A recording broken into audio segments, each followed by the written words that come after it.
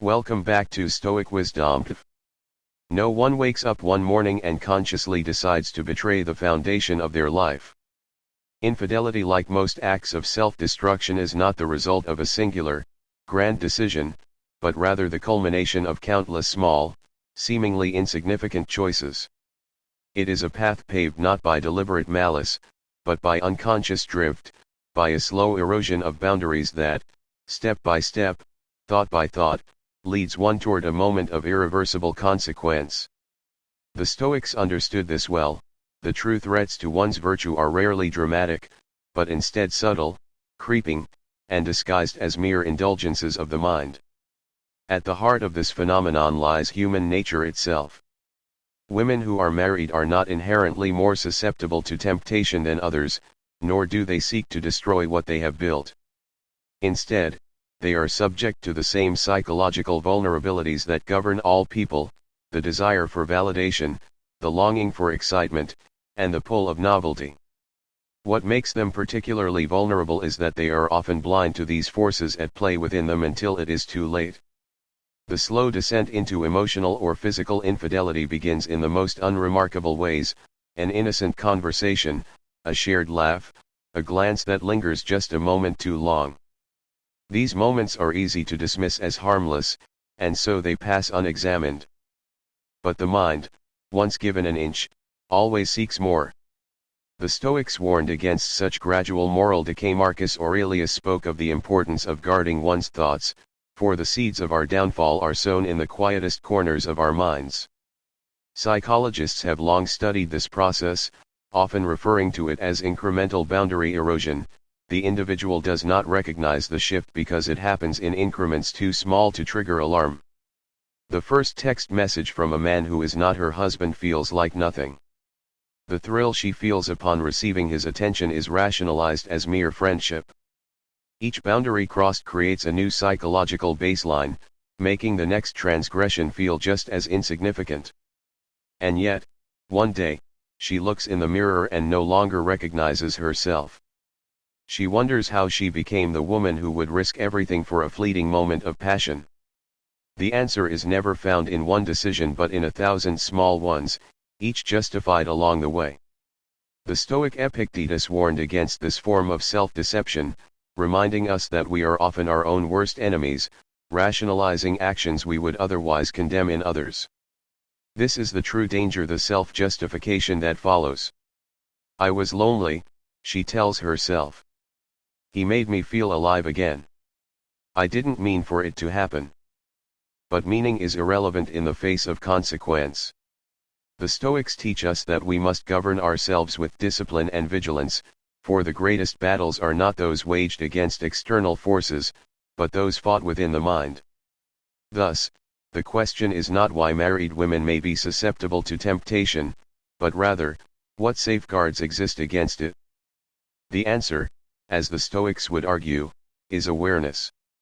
A life examined, a mind disciplined, a will fortified, these are the only defenses against the insidious erosion of virtue. One root cause: emptiness in marriage. The Stoic foundation of a lasting marriage: companionship and emotional connection. A marriage that endures is not merely a contractual arrangement, nor is it sustained by fleeting passion alone. At its core, a lasting marriage is built upon companionship and emotional connection, two elements that, when properly cultivated, create an unshakable foundation for a shared life. The Stoics, though often misinterpreted as indifferent to emotions, understood deeply the significance of relationships based on virtue, mutual support, and rational love. They would argue that true companionship in marriage is not about seeking constant pleasure or validation, but about walking the path of life together with resilience, wisdom, and purpose. Companionship in marriage is more than the mere presence of another, it is the commitment to grow alongside each other, to share in burdens and triumphs, and to recognize the inherent value of another's existence beyond their role as a spouse. Marcus Aurelius reminds us, a friend is someone who helps you govern yourself according to reason. A spouse, then, is not only a romantic partner but also a philosophical companion, a person who reflects our virtues, challenges our flaws, and supports us in becoming the best version of ourselves.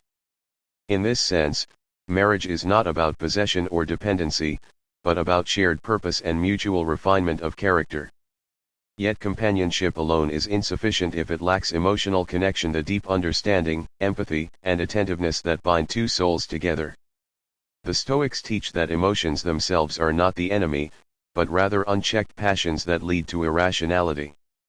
A healthy marriage does not suppress emotions but rather directs them with wisdom. Love, when guided by reason, is not a fleeting sentiment but a choice, a daily commitment to act with kindness, patience, and integrity toward one's partner. One of the greatest threats to a marriage is the illusion that connection is self-sustaining, that love requires no deliberate effort. Many relationships falter not because of dramatic betrayals, but because of neglect, small moments of disinterest, words left unspoken, a gradual drift away from intimacy. The Stoic philosopher Seneca warned of this slow erosion when he wrote, "Cease to hope and you will cease to fear. The same can be said of marriage, cease to nurture, and love will fade." True connection requires vigilance. It demands presence in the smallest moments, listening without distraction, offering support without condition, choosing understanding over judgment. Moreover, marriage is an arena for the practice of virtue. Patience, humility, gratitude, and resilience are all tested within the sacred bond of partnership. There will be moments of hardship, where selfish desires or frustrations threaten the harmony of the union. In these moments, the Stoic principle of amor fati, the love of one's fate, becomes essential. To love one's partner is to embrace them fully, not just in their best moments but in their imperfections, their struggles, their evolution. Thus, a marriage that thrives is one where companionship is steadfast and emotional connection is intentionally fostered. It is not built on fleeting passion but on the daily practice of love as a virtue, a love that is not ruled by impulse but by steadfast commitment, by the choice to grow, endure, and remain present. This, in the Stoic sense, is the true foundation of a lasting marriage. The erosion of intimacy, a Stoic reflection on habit, responsibility, and the invisible woman. Over time, the warmth of intimacy in a relationship is often replaced by the cold predictability of habit and responsibility. What once felt like an exhilarating dance of passion and connection slowly becomes a routine, one where duties overshadow desire, where obligations replace appreciation. In the midst of this transition, many women find themselves feeling invisible, no longer seen or valued as they once were. The slow erosion of intimacy is not the result of sudden neglect, but of an accumulation of small moments where presence is replaced by preoccupation, where words of admiration are lost to the noise of daily tasks, and where the person they once felt cherished by now only sees them through the lens of roles rather than as an individual. From a Stoic perspective, this phenomenon can be understood through the principle of hedonic adaptation, the idea that human beings quickly grow accustomed to their circumstances, no matter how desirable they once were. What was once new and exciting inevitably becomes familiar, and familiarity, when taken for granted, breeds indifference. This is not a failure of love itself, but a failure of awareness. Marcus Aurelius reminds us, "You could leave life right now. Let that determine what you do and say and think."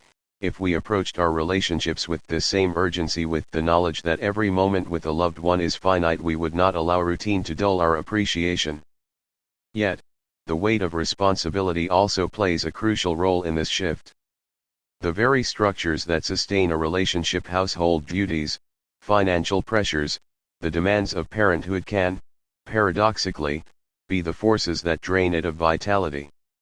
When a woman is primarily seen as a mother, a caregiver, or a provider of stability, rather than as an individual with dreams, desires, and depth, she begins to fade in the eyes of both herself and her partner. The tragedy is not that love disappears, but that it is no longer actively expressed. The Stoics would argue that the key to preserving intimacy amidst responsibility is intentional presence. Love must be a conscious practice, not a passive state. It must be nurtured through small acts of recognition, genuine curiosity about a partner's thoughts, appreciation for their efforts, and the simple act of seeing them beyond their roles. Seneca advised, "We should not be angry at others for their shortcomings, but rather seek to understand them. If both partners approached each other with this mindset with patience, gratitude, and effort, then the slow disappearance of intimacy could be resisted. Furthermore, a woman's sense of invisibility is not merely a reflection of how others treat her, but also of how she perceives herself. The Stoics remind us that external validation is fleeting, true worth comes from within. A woman who feels unseen must first see herself, recognizing her own value beyond her roles and reclaiming the identity that routine has buried. Thus, the erosion of intimacy is not inevitable, but it requires vigilance to prevent. Habit and responsibility will always be part of life, but they need not replace love.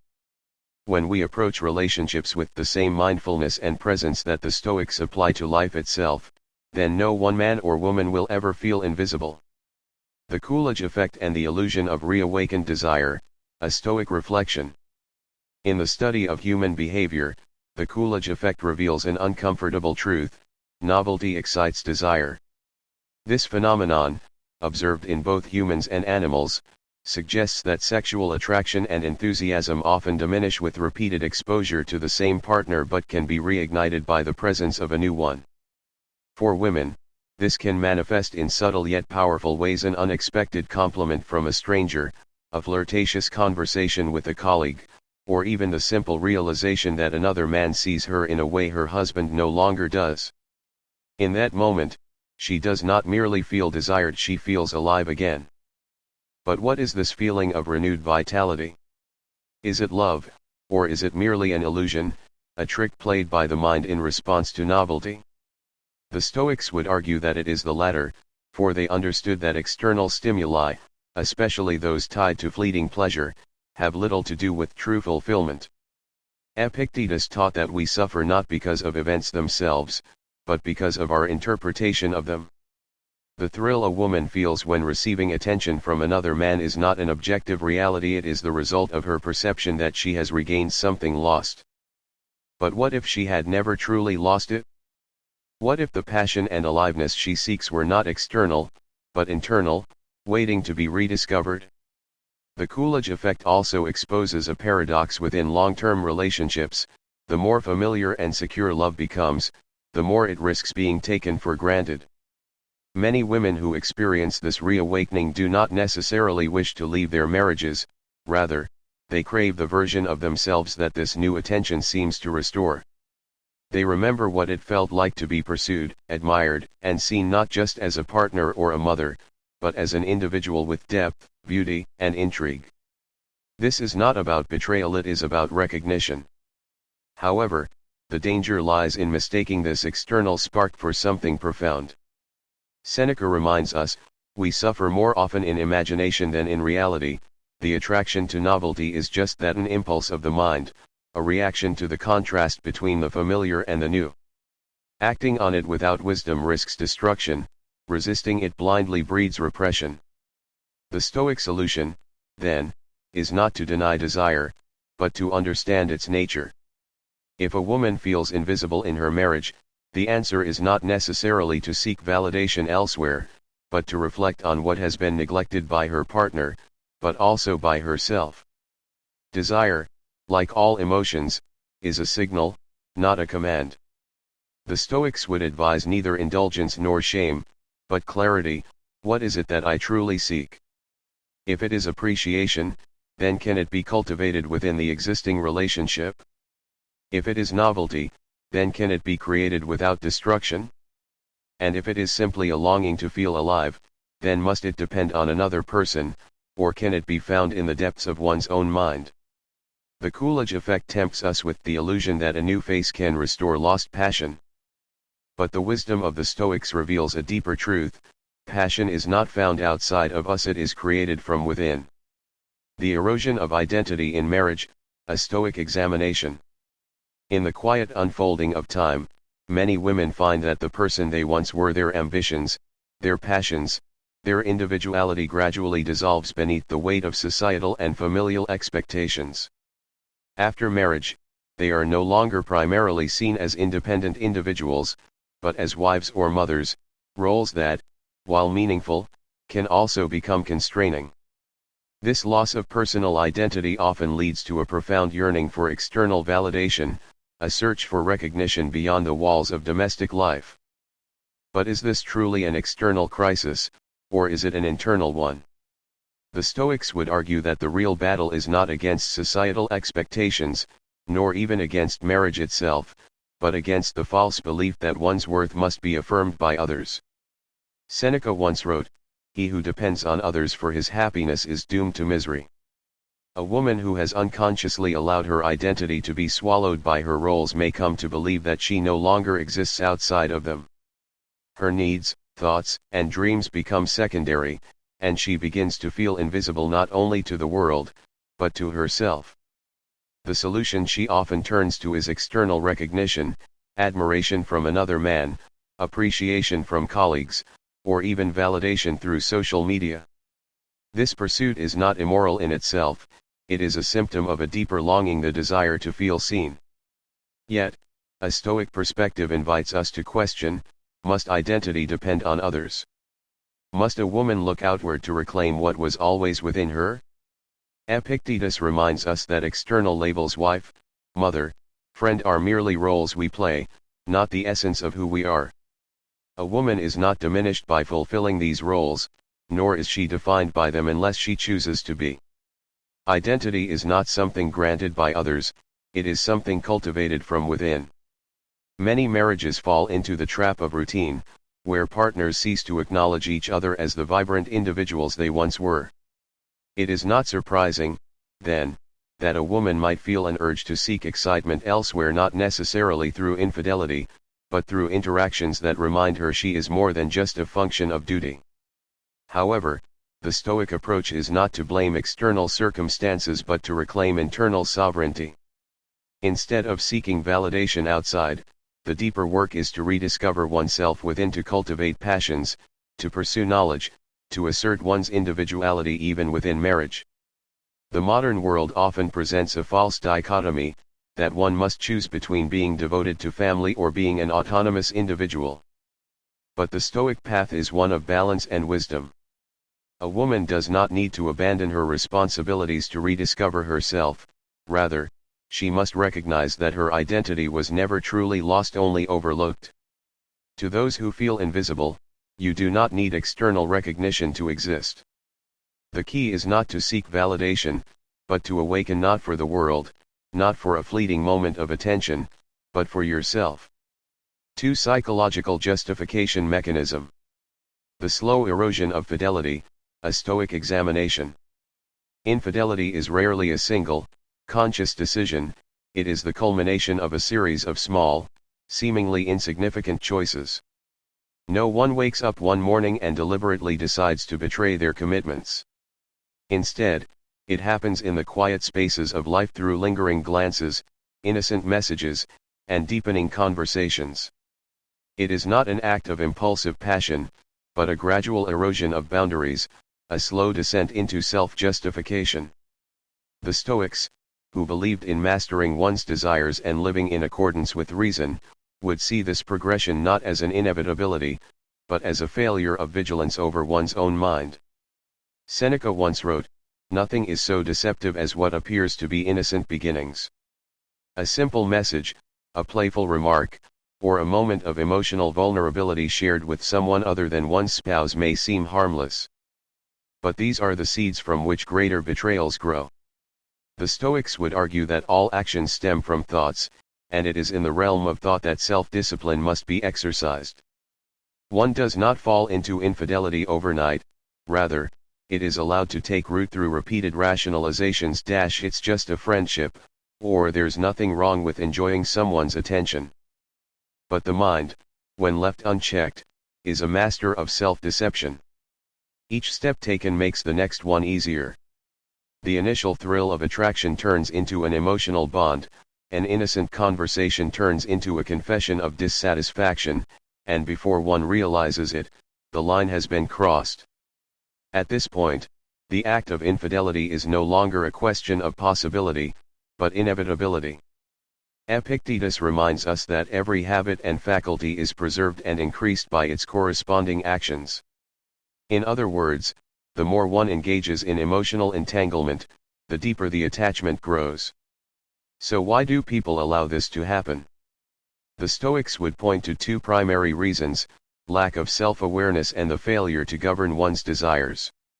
Many who commit infidelity do not intend to cause harm, rather, they drift into it because they have failed to examine their own motives. They seek excitement, validation, or escape from the monotony of routine. But instead of addressing these desires with reason, they surrender to them, unaware that they are being led not by their conscious will, but by the undisciplined impulses of the moment. The solution, from a Stoic perspective, is not to merely resist temptation when it is already at the door, but to never open the door in the first place.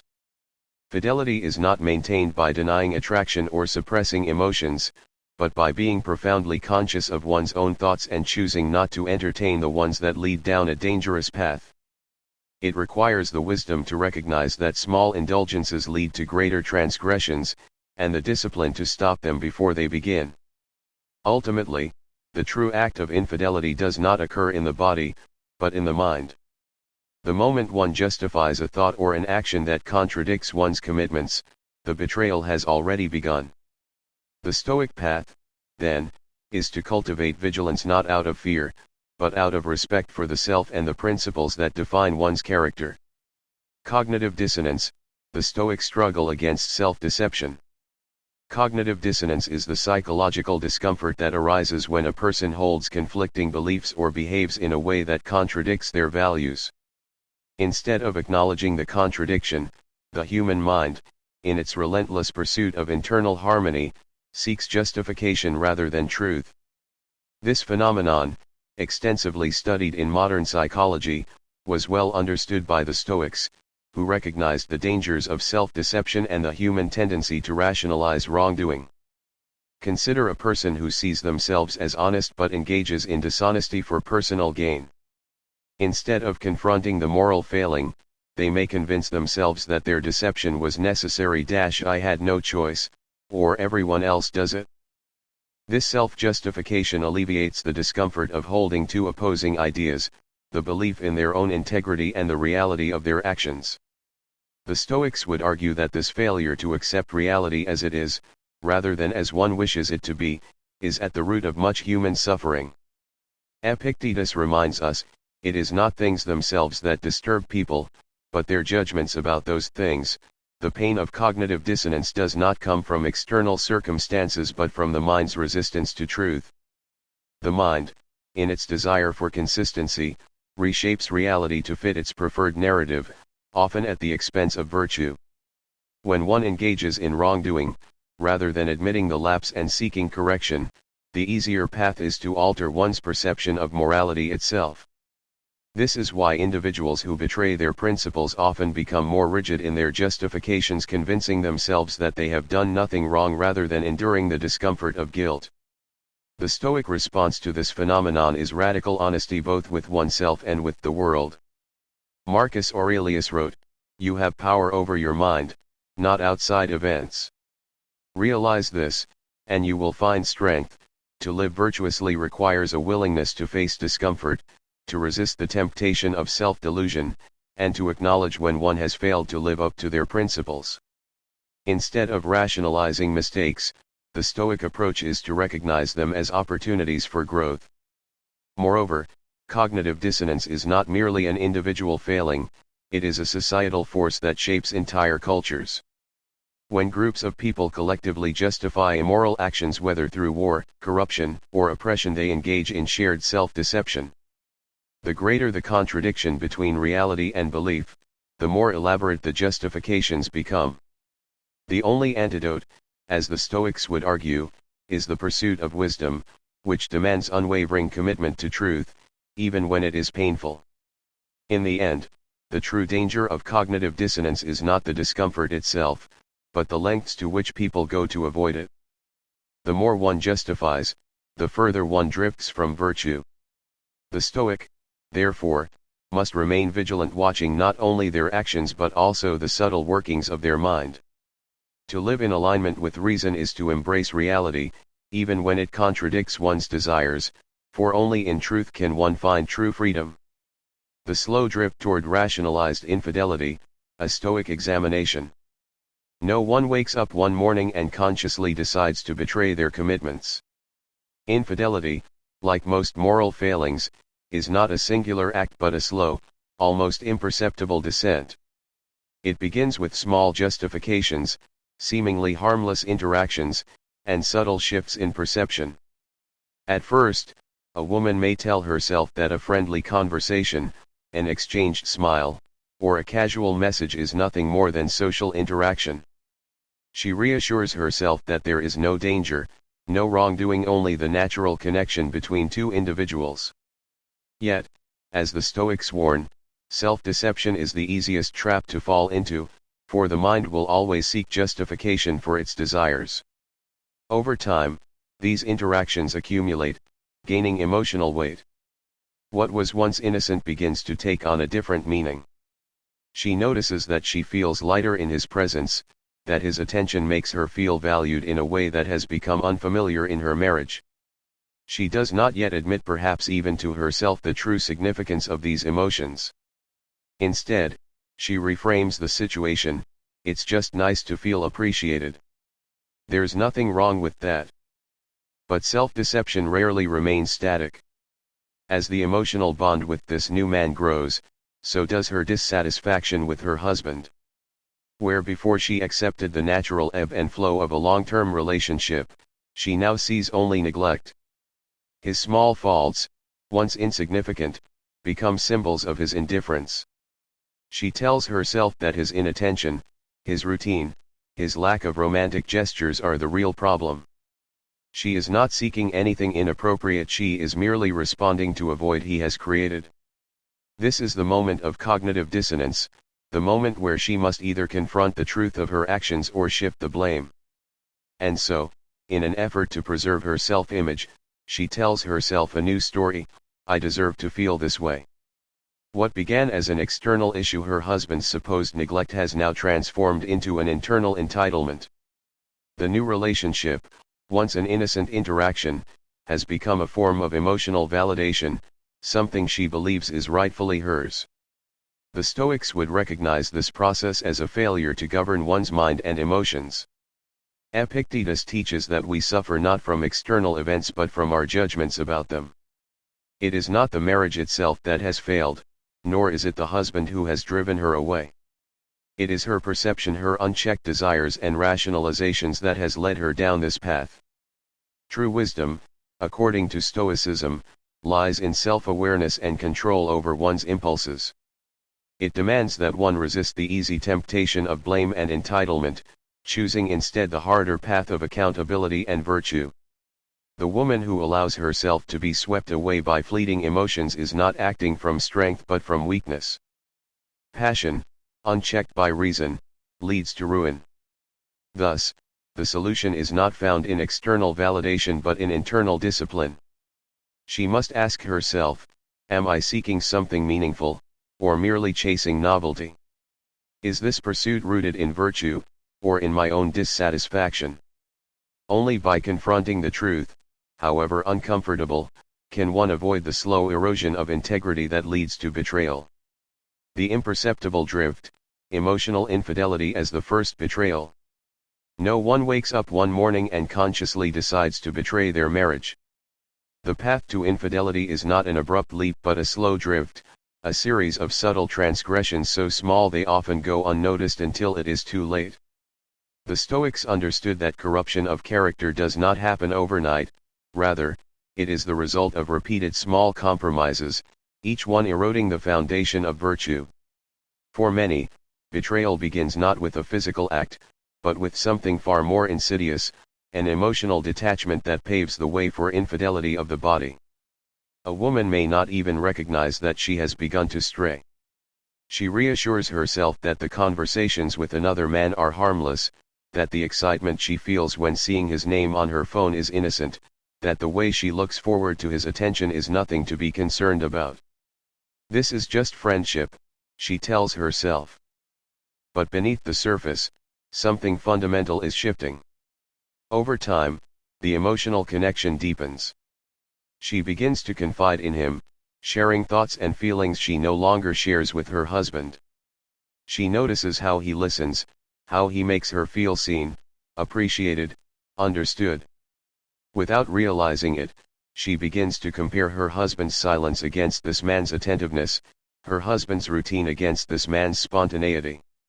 What was once merely a source of comfort now becomes an emotional refuge, a place she turns to for validation. The Stoic philosophers warned against this very type of moral erosion. Epictetus teaches that every action, no matter how small, contributes to the shaping of our character. If we allow ourselves to indulge in seemingly minor transgressions, we condition ourselves for greater moral failures. The mind, once accustomed to bending the rules, finds it increasingly easy to justify greater deviations. At this stage, she has not yet crossed a physical boundary, but she has already distanced herself from her marriage. She withdraws emotionally from her husband not deliberately, but inevitably. She no longer seeks his presence in the same way. The warmth between them fades, not due to a single event, but because she has gradually redirected her emotional energy elsewhere. Then comes the justification. In an effort to reconcile her actions with her self-image, she shifts the blame. It's not me who changed, it's him. He became distant. He stopped making me feel special.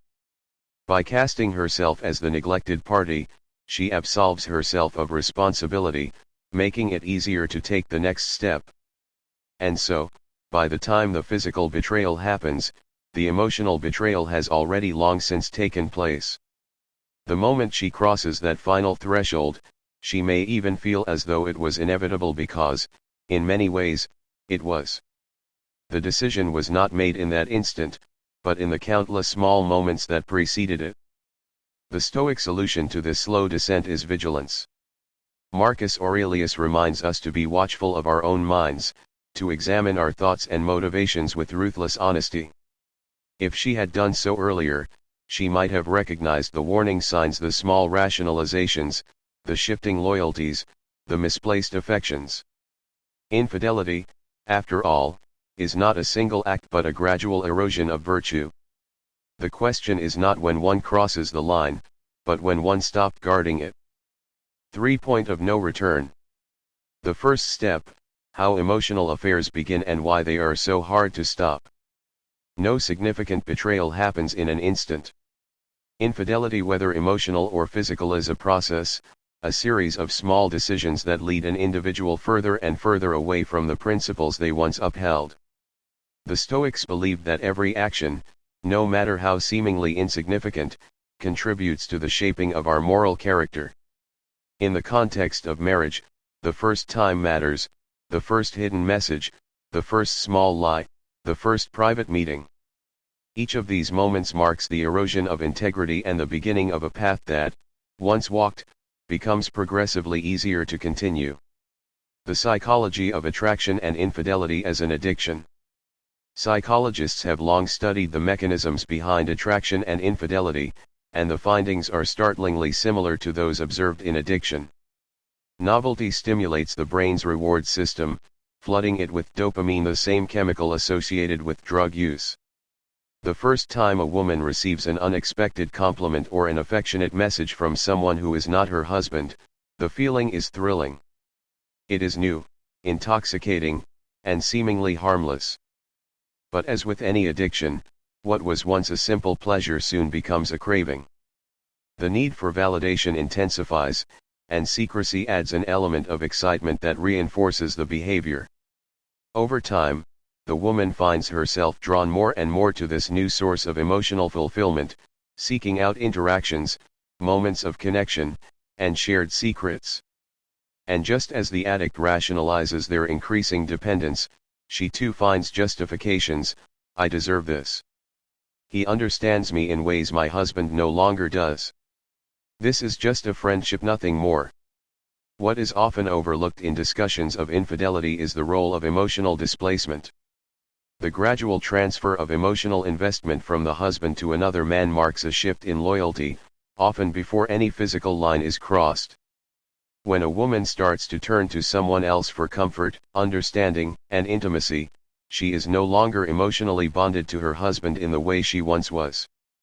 Over time, the emotional distance in the marriage grows, and the husband, often unaware of the cause, finds himself shut out. The point of no return, when emotional affairs become irreversible. One of the defining aspects of emotional affairs is that they are often harder to detect, even by the person engaging in them. Unlike physical infidelity, which has a clear boundary, emotional betrayal creeps in gradually, making it easier to deny or justify. It is not uncommon for a woman to insist, even to herself, that nothing inappropriate is happening. But the reality is that emotional intimacy, once transferred, changes everything. She no longer sees her husband as her primary confidant, her partner in life. She compares him consciously or unconsciously to the man who now holds her attention. His flaws become magnified, his presence less fulfilling. The marriage becomes secondary, a mere obligation rather than a relationship built on love and companionship.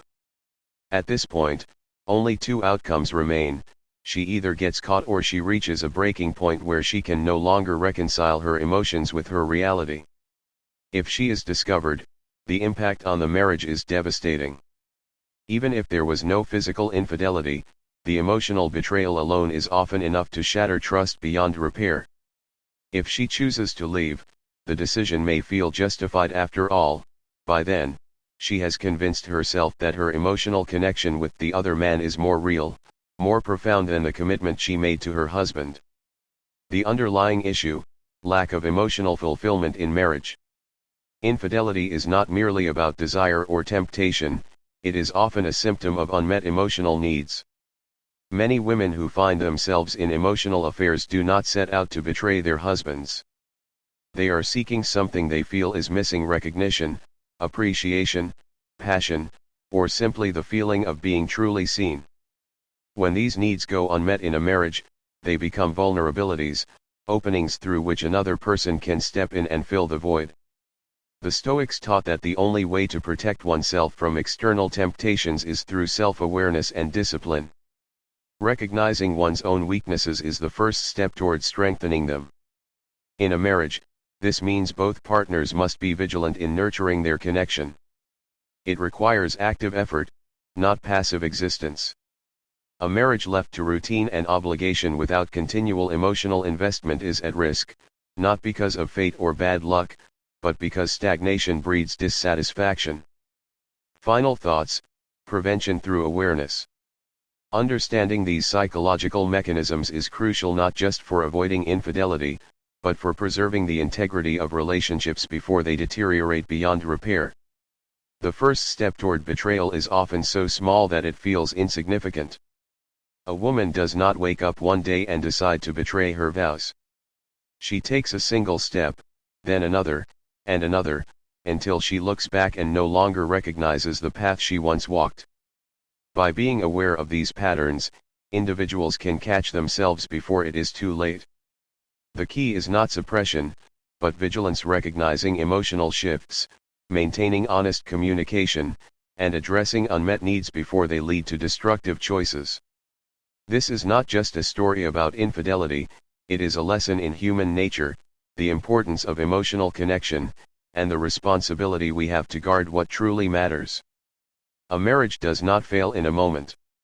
It erodes over time, in the spaces left empty, in the words left unsaid, and in the slow replacement of one connection with another. Understanding this can make the difference between a relationship that endures and one that quietly collapses, unnoticed until it is too late. Thank you for watching. I hope this message has touched your heart and brought meaning to your life. If you found this content valuable, please subscribe to the channel for more inspiring content. Like and share this video with your friends and family. Comment below to share your thoughts and experiences on this topic. See you in the next video.